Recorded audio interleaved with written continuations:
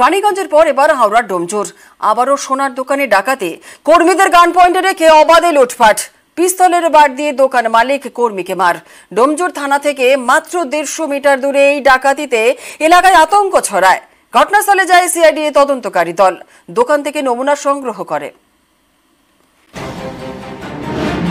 রবিবার দুপুর রানীগঞ্জে সোনার দোকানে ভয়াবহ ডাকাতি হয়।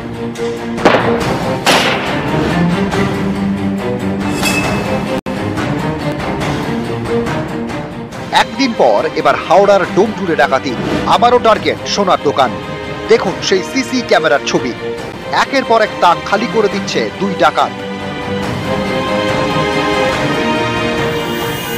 হাওড়া আমতা রোডে ডোমজুর, মঙ্গলবার তখন বেলা 12:15, ভরা বাজার। এমন সময়ে এখানকার একটি সোনার দোকানে হানা দেয় 4 ডাকাত। দুই দুষ্কৃতী প্রথমে ক্রেতা সেজে এই দোকানে ঢোকে। তারা প্রথমে জিনিসপত্র দেখতে চায়, পরবর্তীকালে সেখানে এসে তারা প্রথমে দুজন, তারপরে ঢুকে নিরাপত্তা রক্ষীকে ভিতরে ঢুকিয়ে আনে, বন্দুক দেখিয়ে তাকে বেঁধে রাখা হয়, তাকে মারধর করা হয়।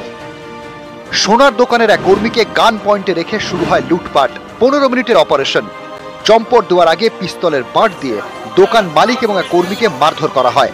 মাথা ফাটে দোকান মালিকের, ব্ল্যাঙ্ক ফায়ারও করে দুষ্কৃতীরা।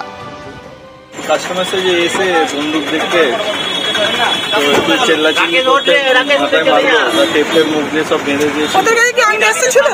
আগ্নি আসতেছিল? কতজন এসেছিল? 4-5 জন ছিল, সবার কাছে।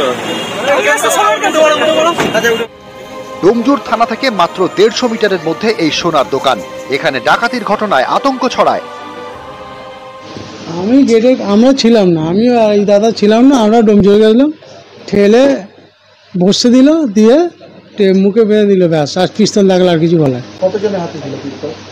4 জন গাড়ি, অত খেয়াল আছে। আর 2 জন মুখ ঢেকেছিল, দেখলাম। তারপর 2 জন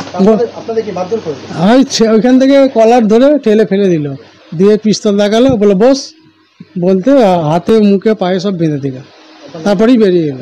আমরা ফরেন্সিক টিম এসেছিলাম, এখানে কিছু নমুনা সংগ্রহ করা হয়েছে। সেই সমস্ত নমুনাগুলো পরবর্তীকালে আমরা আসামি ধরা পড়লে তার সঙ্গে সামঞ্জস্য রেখে যে সমস্ত কাজগুলো করা হবে। তদন্ত এখন প্রাথমিক পর্যায়ে, এর থেকে বিশেষ কিছু বলা যাবে না। এভাবেই বারবার ডাকাতদের টার্গেট সোনার দোকান, কখনো রানীগঞ্জ, কখনো মালদা। গত ফেব্রুয়ারি মাসে হবিবপুরের বুলবুল চণ্ডী বাজারে সোনার দোকানে হানা দেয় ডাকাত দল। গত বছর জুনে চাঁচলের মালতীপুরে সোনার দোকানে গুলি চলে, আহত হন দোকান মালিক সহ 2 জন।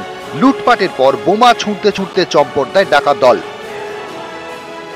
এই চাঁচলেই বড়দিনে ডাকাতি হয়। ভরা বাজারে শুট আউট, 5 মিনিটে লুট করা হয় 4 কোটির সোনা। এবার হাওড়ার ডোমজুড়ে সোনার দোকানে ডাকাতি। হাওড়া থেকে দেবাশিস চক্রবর্তী, নিউজ 18 বাংলা।